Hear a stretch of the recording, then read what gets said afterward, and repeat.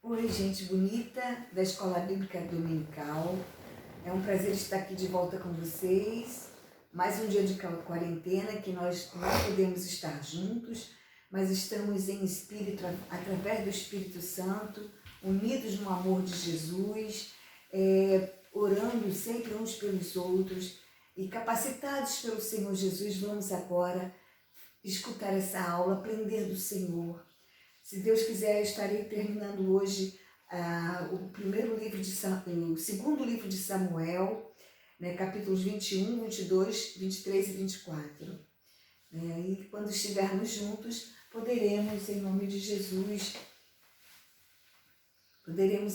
Jesus, continuar nossas aulas presenciais. Então vamos orar, gente bonita? Em nome de Jesus, Senhor Deus, pedimos ao Teu Santo Espírito que venha sobre nós nesse momento, por Tua misericórdia, Pai, não que a gente mereça alguma coisa, mas por Tua graça infinita, Pai. Vem sobre nós, queremos falar esta aula, queremos falar da Tua Palavra, queremos estudar a Tua Palavra e precisamos do Senhor para nos dar revelação, para nos dar o entendimento. Aguça os nossos ouvidos espirituais, aguça o nosso coração, para que a Tua Palavra penetre e dê frutos a 30, a 60 e a 100 por um. Em nome de Jesus. Amém. Então, nós vamos ver do capítulo 21 a 24, esses capítulos são um apêndice do livro de segundo livro de Samuel, porque ele conta eventos históricos, né, e complementos poéticos. Nós temos dois pequenos salmos, né, dentro dele, pequenos complementos poéticos maravilhosos, de amor a Deus, e eventos históricos que aconteceram de forma assim, de não forma cronológica, tipo assim, quando a gente conta uma história, né, aí a gente esquece algum fato, aí a gente já passou bastante tempo na história, volta lá naquele fato para lembrar daquele fato que aconteceu. É mais ou menos por aí. E, por exemplo, o capítulo 21, do verso 1 a 14, está falando que muitos estudiosos dizem que aconteceu antes do capítulo 9 de 2 Samuel. Então vamos continuar.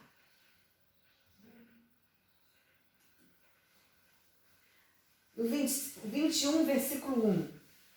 Houve em dias de Davi uma fome de 3 anos consecutivos. Davi consultou ao Senhor e o Senhor lhe disse: há culpa de sangue sobre Saul e sobre sua casa, porque ele matou os gibeonitas.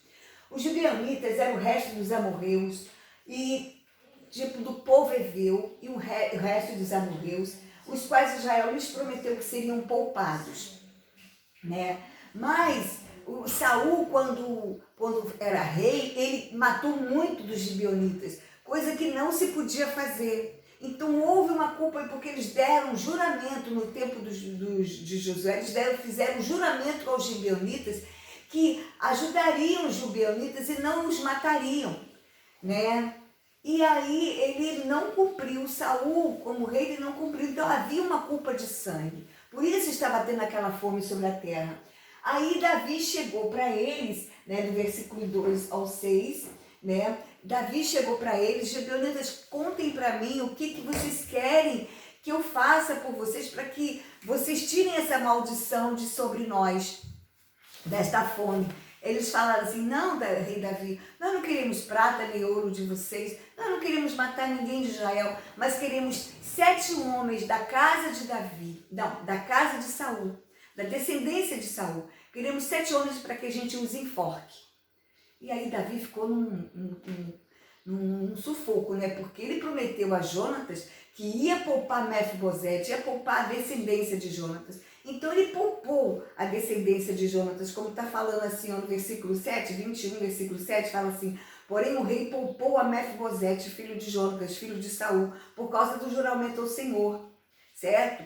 Aí, no versículo 8, ele fala assim: porém tomou o rei os 2 filhos de Rispa era filha de Aiá, que tinha tido de Saul, ela era concubina de Saul. Concubina hoje em dia, tipo assim, uma segunda esposa, né? Uma amante no caso. A saber, a Harmoni e a Mefibosete. Esse Mefibosete não é o mesmo filho de Jonatas, que Davi poupou. Esse Mefibosete é filho de Saul. O Mefibosete que Davi poupou foi o neto de Saul, filho de Jonatas. Então esse aqui era filho de Saul por parte da concubina. Então Harmonia e Mefibosete, como também os 5 filhos de Merabe. Merabe foi aquela primeira filha de Saul que tinha sido prometida por Saul a Davi e que depois Saul, sem mais nem menos, deu para Adriel. Adriel, a gente pode ir lá em Juízes 7, capítulo 7, 22.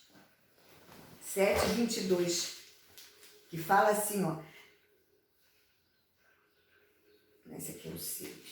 7, 22. É aqui. Ao soar das trombetas, das 300 trombetas, lembra que Gideão, no tempo de Gideão, ele pegou 300 trombetas e foi com o povo para lutar?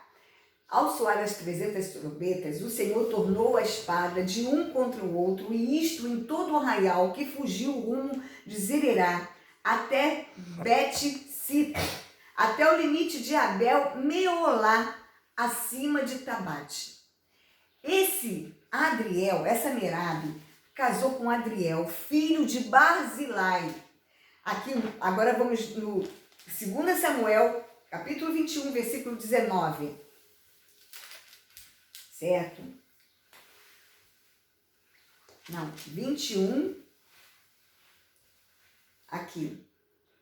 No versículo 8, aliás, desculpa. Como também os 5 filhos de Merabe, filho de Saul, que tivera de Adriel, filho de Barzilai, o Meolatita. Então esse Barzilai não é o mesmo aquele Barzilai que ajudou Davi. Não é o mesmo que ajudou Davi, que era o Geleuadita, e era rico e teve compaixão de Davi. Esse Barzilai aqui, ele é da cidade de Abel-Meolá, certo? Então ele era um Meolatita. Então ele entregou esses 7 homens da descendência de Davi, da descendência de Saul, entregou e eles foram enforcados. Aí olha só o que aconteceu. Rispa, no versículo 10, Rispa, filha de Aiá, tomou para si um pano de saco e o estendeu para si sobre uma penha, desde o princípio da ceifa até que sobre eles caiu água do céu, e não deixou que as aves do céu se aproximassem deles de dia nem de noite, os animais do campo também não. Foi dito isso a Davi, o que fizera a Rispa, filha de Aiá, concubina de Saul. Né? Então foi Davi, tomou os ossos de Saul, os ossos de Jonatas e dos enforcados. Então Davi fez assim, quando ele soube que Rispa, né, ela foi uma mãe assim, que mesmo depois dos filhos mortos, ela se preocupou de cuidar dos cadáveres dos filhos, e aí cuidou também dos filhos de Merabe. Né? Cuidou dos cadáveres para que as árvores de rapina não viessem sobre eles, porque os judeus eles davam muito valor ao sepultamento. Quando a pessoa morria e não era sepultada, era como se fosse desonroso para aquela pessoa. E ela ficou ali cuidando para ter os filhos dela ter um sepultamento. E aí Davi viu isso, né? E mandou que se pegasse os ossos de Saul, os ossos de Jonatas, que estava lá em Jabes de Gileade, e junto com os ossos daqueles enforcados, e sepultassem na sepultura de Quis, que era pai de Saul, para ficar na família, no jazigo da família. Né? Aí cessou a fome sobre a terra, certo? E depois a gente vai falar no versículo 21, no capítulo 21, de gigantes mortos pelos homens de Davi. Os filisteus voltaram a pelejar contra Israel. Aí Davi foi com seus valentes enfrentá-los, mas Davi já estava muito cansado porque estava velho. Né? Aí Isbenob, no versículo 16, descendia dos gigantes. Né? Ele era um gigante que tentou matar Saul, mas aí Abisai, filho de Zeruia, que era Abisai, sobrinho de Davi, defendeu Davi e matou Isbenob. Outros gigantes também, né? Eu vou passar aqui rapidinho. Ó, falei aqui sobre Davi, filho de Jonatas, falei sobre Rispa, certo? E aqui, esse aqui foi Safi. Ah, meu pai, desculpa.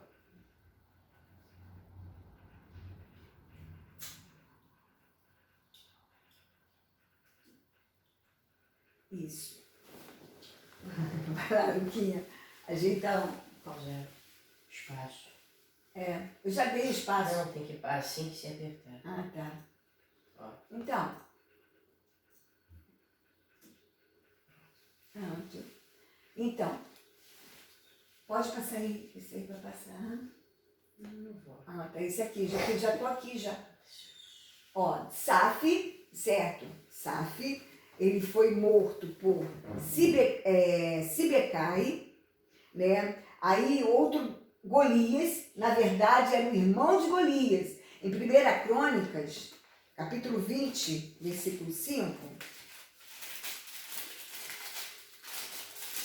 está falando, houve ainda guerra contra os filisteus, e Elanã, filho de Jair, feriu Lami, irmão de Golias, o geteu. Então, 1 Crônicas explica melhor que esse Golias aqui era o irmão, na verdade, é Lami, irmão de Golias. E Jonatas, sobrinho de Davi, matou um gigante que tinha 24 dedos. Gente, ele tinha 6 dedos nas mãos, em cada mão, e 6 dedos em cada pé. Então, esses foram os gigantes mortos por Davi. Aí no capítulo 22, é um capítulo maravilhoso, gente, que eu amei esse capítulo. Assim que eu olhei, né, quando vi, assim que eu olhei, peraí, ai meu Deus, eu saí daquele negócio aqui. Assim que eu olhei, que eu vi que era um salmo, né, eu comecei a pesquisar, olhar. E Davi era um adorador.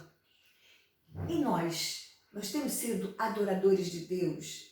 A gente tem que olhar para dentro de nós. Nós temos adorado a Deus. Davi, a diferença de Davi, por isso que ele era chamado o filho, o homem segundo o coração de Deus, porque ele adorava a Deus com toda a alma dele. Ele dependia totalmente de Deus, ele adorava a Deus, ele buscava a Deus, ele não apenas cantava para Deus, ele tirava lá de dentro dele uma adoração simplesmente por Deus ser Deus. Simplesmente por Deus ser Deus.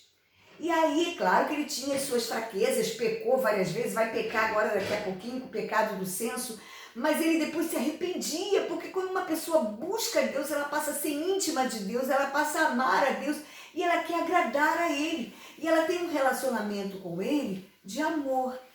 E esse amor passa a ser aquele que o Pai procura. Jesus falou que os verdadeiros adoradores são aqueles que adoram a Deus em espírito e em verdade.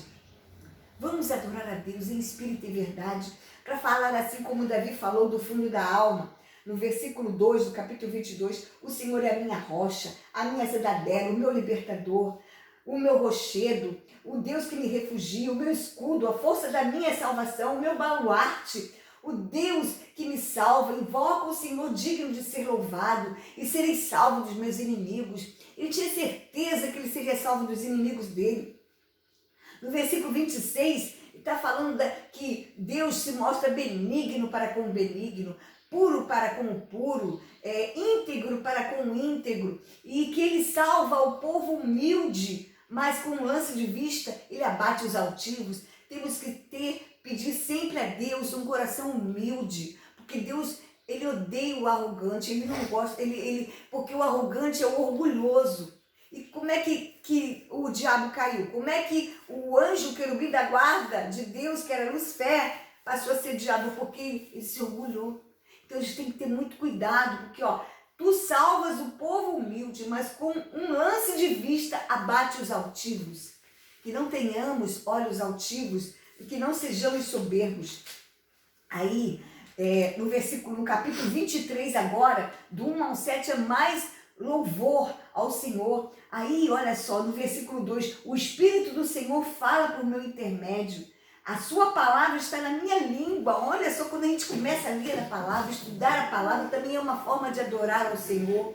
Quando a gente também busca Deus, o Senhor fala por nós. O Senhor fala por nosso intermédio. A palavra dele está na nossa língua, né? Disse o Senhor Deus de Israel, a rocha de Israel, a mim me falou. Que olha que honra de Davi. Deus falava com Davi. Aquele que domina com justiça sobre os homens, que domina no temor de Deus, é como a luz da manhã. quando sai o sol, como manhã sem nuvens, cujo esplendor depois da chuva faz brotar da terra a erva. Então aquele que busca o Senhor, que domina com justiça, que faz as coisas certas diante de Deus, é como aquele que brilha como o sol da manhã e faz brotar a erva da terra.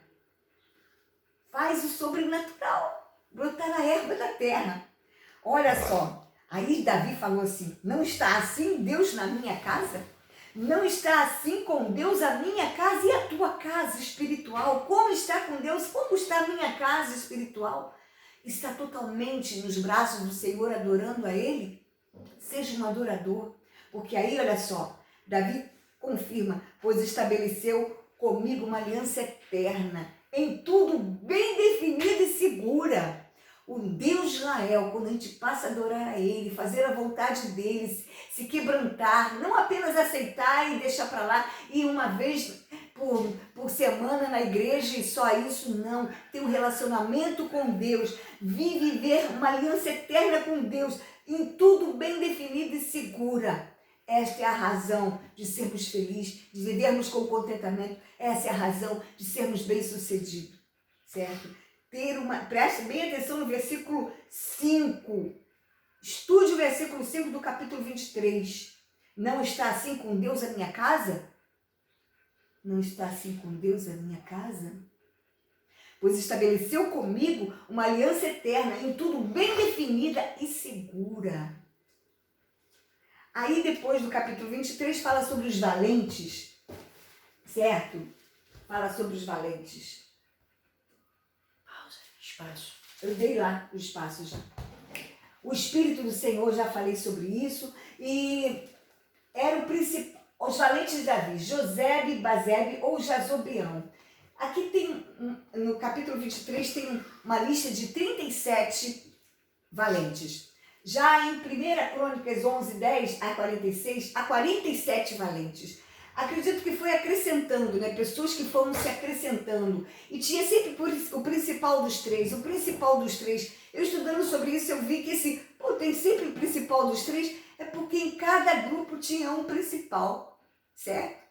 Em cada grupo tinha três, ou talvez três principais, certo? E tinha um principal dos três principais, certo? Todo grupo precisa ser liderado, ser governado, né? Eram compostos de parentes de Davi, Eveus, Amonitas, Moabitas, Sírios de Zobá, Cananeus, Etíopes e Jebenitas. Esses aqui eram pessoas que iam se agregando a Davi, que ele, quando vencia, tinha alguns escravos que ele tomava para si, para ser valente dele, e que acabavam amando Davi, sendo íntimo de Davi. O pecado do censo. O episódio do censo, de acordo com 1 Crônicas 20, é colocado por alguns antes do capítulo 9. Né? Inicia-se com a palavra tornou. No capítulo 21, Crônicas 21, diz que foi Satanás que incitou a Davi. E isso significa que Davi foi tentado. Foi Satanás com a ordem de Deus, certo? Mas a Davi cabia resistir à tentação. Porque aqui, no capítulo 4, capítulo 24, versículo 1, fala assim: tornou a ira do Senhor a acender-se contra os israelitas e ele incitou a Davi contra eles. Aí, em 1 Crônicas 21,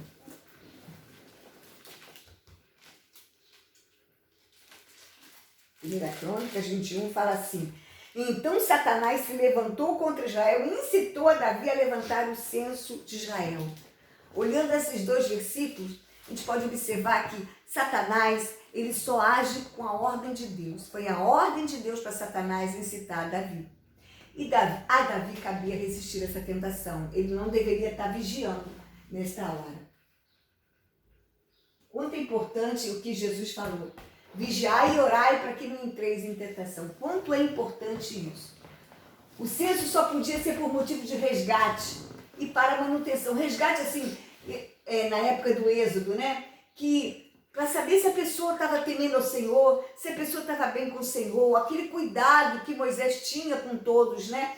E o censo era para isso e também para a manutenção da casa do Senhor, para que com as ofertas pudesse o tabernáculo continuar, a arca do Senhor continuar bem cuidado, né? Davi contou os seus exércitos, houve orgulho em Davi ali, né? Por isso ele pecou. Hoje muitos pregadores contam as conversões das almas. Professores de escola bíblica dominical, líderes de grupo contam as suas presenças e hoje vem tantas pessoas, né? Crentes contam as suas boas obras.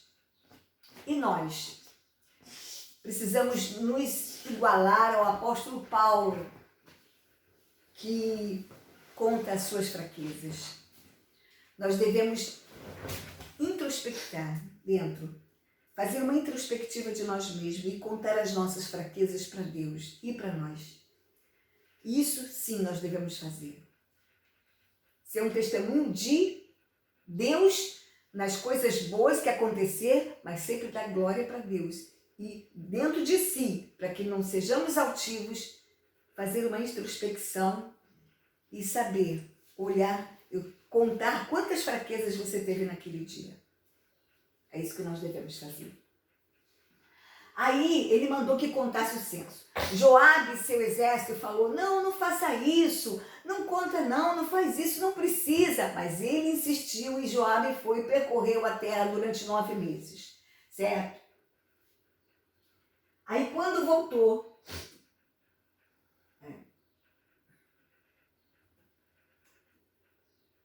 no capítulo 24, versículo 10, fala assim, sentiu Davi bater-lhe o coração, depois de haver recenseado o povo, e disse ao Senhor, muito pequeno o que fiz, porém agora, ó Senhor, peço que perdoe a iniquidade do teu servo, porque procedi muito loucamente. Davi, quando Joabe trouxe a notícia, ele se arrependeu. Isso foi o Espírito do Senhor que voltou a falar por intermédio de Davi. Né? Ele devia ali estar na hora, ele já buscando a Deus de novo, e ficou incomodado, o Espírito Santo fala, e aí falou para ele que tinha errado, aí ele sentiu o coração sobressaltar. Você já sentiu assim o coração sobressaltar?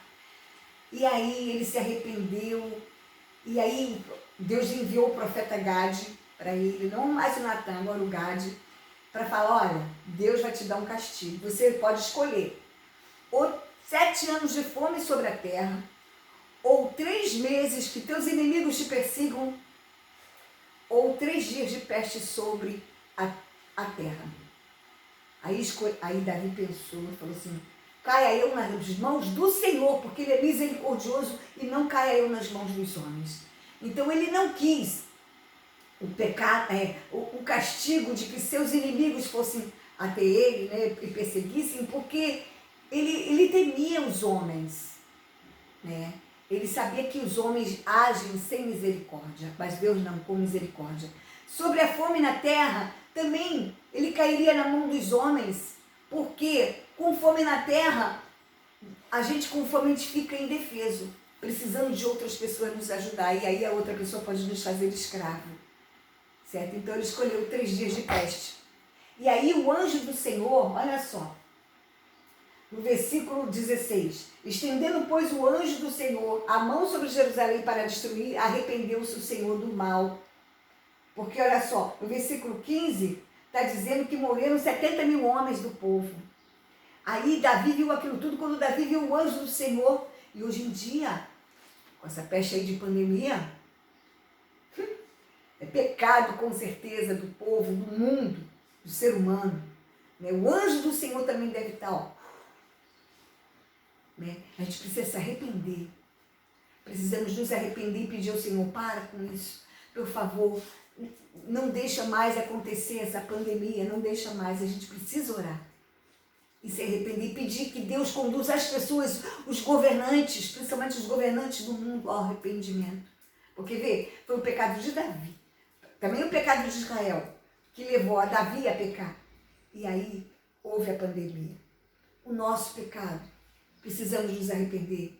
Precisamos também pedir, interceder pelo pecado das pessoas, para que elas se arrependam. O pecado dos governantes, para que eles se arrependam. Precisamos pedir isso, para que essa pandemia, para que Deus mande o anjo retirar a mão de sobre o mundo. Certo? E aí, Davi falou assim, ó, eu é que pequei, eu é que procedi perversamente por essas ovelhas, o que fizeram, seja pois a tua mão sobre mim.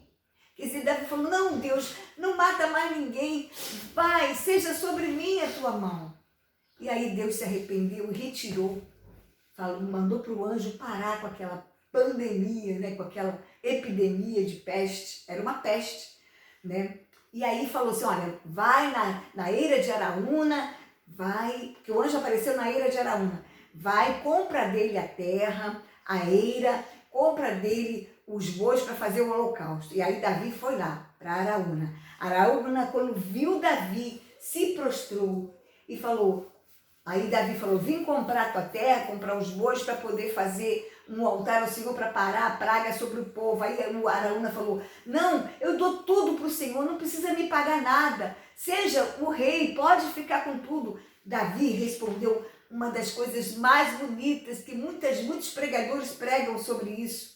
No versículo 24, capítulo 24, versículo 24 e 25. Porém o rei disse a Araúna, não, mas eu te comprarei pelo devido preço, porque não oferecerei ao Senhor meu Deus holocaustos que não me custem nada. Devemos ser assim, não oferecer ao Senhor, não oferecer ao Senhor algo que nos custe nada, mas tem que custar alguma coisa de nós, o nosso tempo, o nosso amor, o nosso trabalho, o nosso fervor, a nossa doação, o nosso negar a nossa vontade, a nossa renúncia, o renunciar à nossa própria vontade, o nosso eu, né? Nossos bens, a nossa ajuda ao nosso próximo, o repartir as coisas. Não podemos oferecer ao Senhor algo que não nos custe. Tem que custar, tem que ter um esforço, certo? Que a gente fique com esse versículo na nossa mente. Então edificou ali Davi ao Senhor um altar e apresentou holocaustos e ofertas pacíficas. Assim o Senhor se tornou favorável para com a terra e a praga cessou de sobre Israel. Que venhamos nos arrepender dos nossos pecados. Que venhamos oferecer a Deus o melhor de nós. Para que tudo isso, essa pandemia toda termine. Que a gente agora faça uma introspecção de nós mesmos e analise as nossas fraquezas e veja os nossos erros e peça, em nome de Jesus, por todos os governantes de todos os países do mundo, por todas as pessoas que a gente conhece, para que nos conduza ao arrependimento. Deus, faz um avivamento de arrependimento nesta terra, neste mundo, Pai. No nosso Brasil e em todo o mundo. Faz um avivamento de arrependimento em nós. Vê se há em nós algum caminho mau e nos guia pelo caminho eterno. Obrigada pela atenção de todos. Uma ótima semana, em nome de Jesus.